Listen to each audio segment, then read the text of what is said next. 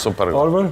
Po tash kur vjen ti me një emision televiziv që flitet për sportin, është Ismeti edhe profa këtu, të bjen shumë pak me folë, si kur t'ishim në domenin politike publik, sigurisht do të dominon debatin. Mirë po, tash të dy e kanë një lloj diskursi fantastik në shpjegimin natyrshëm domon të sportit, në këtë rast të futbollit, dhe neve po na vije më shumë me dëgju leksionet e tyne.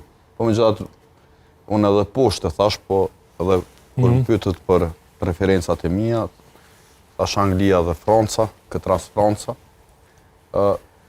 Se sigurisht është ekip i madh, unë mendoj që ka me qenë edhe fituesi këtij botrori. Mirë po, tash ka lojë ende, Maroku nuk është ekip i dopt. Sigurisht ka me bo matë mirën e mundshme për me rikthy rezultatin, po mendoj që nuk mundet.